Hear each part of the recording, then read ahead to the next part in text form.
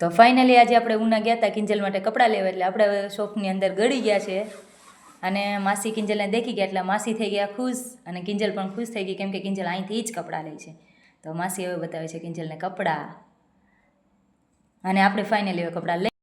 તો આપણે આવી ગયા હતા સોનલબેનની કાતર પીવડાવવા દીધી હતી એટલે ખાઈ બજારમાં. તો આપણે કાતર પીવડાવી છે તો આપણે ખાઈ બજારમાં થોડુંક કામ હતું એટલે આપણે થોડીક ખાઈ બજારમાં ખરીદી કરીએ છીએ. તો તમને કેવી લાગી અમારે ઉનાની ખાઈ બજાર ગાઈસ, તમે જોઈ શકો છો.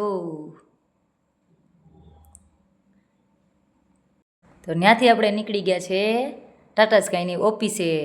તો તમે જોઈ શકો છો કે ટાવરે આપણે પહોંચી ગયા છે અને ત્યાંથી આપણે જઈએ છીએ વૈદી પાસે ટાટા સ્કાયની ઓફિસે. તો આપણે ફાઇનલી વૈદી પાસે પહોંચવું આવી ગયા છે. તો આપણે ત્યાં ઓફિસમાં જોયું તો ત્યાં આપણા વૈદીબેન દેખાણા નથી, એટલે મને એવું લાગ્યું કે વૈદી નથી, એટલે હવે આપણે રિટર્ન ઘર તરફ નીકળી ગયા હતા. તો અહીંયા બાદ થતા ખૂટ્યા, એટલે મને લાગ્યું કે ખૂટિયાનો વિડીયો લઈ લેવાય. તો અમે નીકળી ગયા છીએ અમારા ઘર તરફ. તો અમે લોકો ધીમે ધીમે ધીમે વાતો કરતા જતા હતા, એટલે કિંજલબેન મને કહેતા હતા કે મમ્મી હવે આપણે સીધ જવાનું છે. તો મેં કિંજલને પૂછ્યું કે શું કિંજલ તારે પાણીપુરી ખાવી છે? તો કિંજલ મને કહીશ કે હા મમ્મી પાણીપુરી મારે ખાવી છે. તો મેં કીધું કે પાણીપુરી બસ હવે આવે જ છે, થોડીક વાર જુઓ કિંજલબેન. તો આપણે ધીમે દિનેશ ગાડી હકારતા હતા, કેમ કે આપણે લોકોને છે ને ધીમે ધીમે જવાનું હતું, કેમ કે ઉનામાં બહુ ટ્રાફિક હતી, એટલે આપણે ધીમે ધીમે જઈએ છીએ. તો આપણા ઉનામાં વરસાદ નથી એટલે પબ્લિક તો બધી સાંજે નીકળવાની જ છે, કેમ કે ફરવા હારવાને પાણીપુરી ખાવાનું તો અત્યારે બધાને શોખ જ છે. એટલે મને એવું લાગ્યું કે હવે પાણીપુરી ખાઈ લઈએ, એટલે પાણીપુરી ધીમે ધીમે આવતી ગઈ સોરે ને મને મનમાં આવી ગઈ છે પાણીપુરી ખાવાની બહુ તલબ. તો ફાઇનલી આપણે પાણીપુરીવાળા ભૈયા પાસે પહોંચી ગયા છે અને ભૈયો પાણીપુરી બનાવવાનું ચાલુ કરી દીધું. એટલે ભૈયો બીજા ભાઈને દેતો હતો, એટલે મેં કીધું કે ભૈયા મને પણ એક આપી દે વાટકી, એટલે હું પણ પાણીપુરી ખાઈ લઉં. અને એક આપી દેતું કિંજલને, કેમ કે કિંજીને બહુ પાણીપુરી ખાઈને હવે નીકળી ગયા હતા આપણા ઘર તરફ. એટલે મેં દિનેશને કીધું કે દિનેશ ગાડી ધીમે જ ચલાવજો, કેમ કે મારે થોડુંક વૈદીનું કામ હતું, એટલે વૈદી ત્યાં ટાસ્કાઈની ઓફિસે નથી. એટલે મને એવું થયું કે વૈદીને ફોન કરું, એટલે મેં વૈદીને કર્યો ફોન અને વૈદી આવતી હતી કે હું દેલવાડાથી આવું જ છું. તો મેં કીધું કે વાંધો નહીં, આપણે બે રસ્તામાં મળી લેશું. એટલે મેં હવે વૈદીને કીધું કે વાંધો નહીં, તું રસ્તામાં મને મળે. એટલે વૈદી આવી.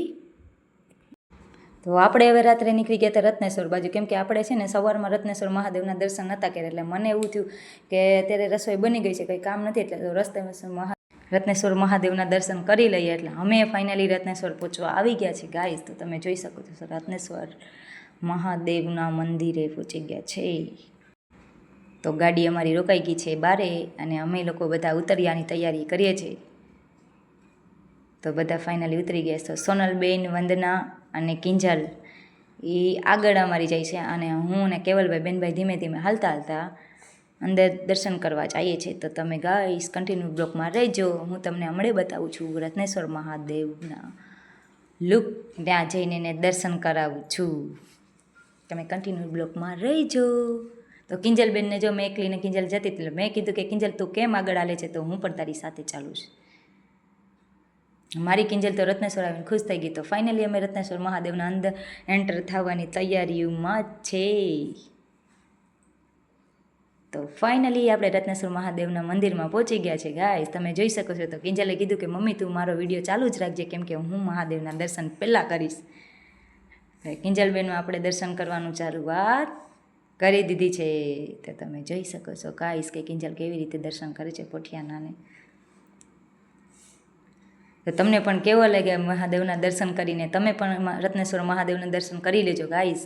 તો ફાઇનલી મેં પણ દર્શન કરી લીધા છે અને પછી છે સોનલબેને પણ કરી લીધા, વંદનાવે પણ કરી લીધા છે અને કેવલભાઈ કહે છે કે હું પછી દર્શન કરીશ. એટલે બધા પાણીનો લોટો રડતા હતા. એટલે મને એવું થયું કે હમણાં મારે નથી રેડવું, હું પહેલાં દર્શન કરી લઉં પછી રેડીશ પાણી. તો આપણે કિંજલબેનનો લોટો લઈ લીધો અને કે મમ્મી આપણે પાણી ચડાવીએ. મેં કીધું વાંધો નહીં, તો તું ઊભી રહે, હું તને પાણીનો લોટો ભરી દઉં. ને ફાઇનલી મેં ને કિંજલભાઈ પાણીનો લોટો લઈ લીધો છે અને મેં ને કિંજલભાઈ પાણીનો લોટો ચડાવવાનું ચાલુ કરી દીધું છે. તો તમે જોઈ શકો છો રત્નેશ્વર મહાદેવનો મેં ચડાવીએ છીએ પાણી, કેમ કે આજે સોમવાર હતો. એટલે મેં કીધું કે સવારે તો નથી ગયા, પણ અત્યારે તો ચોક્કસ જવું જ પડશે ગાઈસ. તમે જોઈ શકો છો કે બધા અત્યારે પણ પાણી રેડે છે. તો કિંજલને મેં કીધું કે પાણી રેડી લીધું હોય તો દર્શન કરી લે. તો પછી સોનલબેનને વંદના કે અમે પણ પાણી ચડાવી દઈએ. તો તમે કીધું દર્શન કરી લઉં. તો મેં કીધું કે વાંધો નહીં અમે કરી લઈએ દર્શન. તો એ લોકો પાણી રડે છે. એક લિંગ ઉપર રડ્યું એટલે કિંજલને એવું થયું કે બીજી ઉપર રડી લેવાય મમ્મી. તો મેં કીધું કે વાંધો નહીં, આપણે લઈ લઈએ એક લોટો. જોઈ શકો છો ગાઈસ તમે કે જે લિંગ બધી પૂરી થઈ ગઈ. તો ફાઇનલી હવે આપણે દર્શન કરી લીધા છે ને હવે આપણે લોકો જઈએ છીએ આપણા ઘરે. તો ભગવાનને કરી લેજો તમે દર્શન, અને મેં પણ કરી લીધા છે ને હું રત્નેશ્વર મહાદેવના દર્શન કરીને બહુ ખુશ થઈ ગઈ હતી.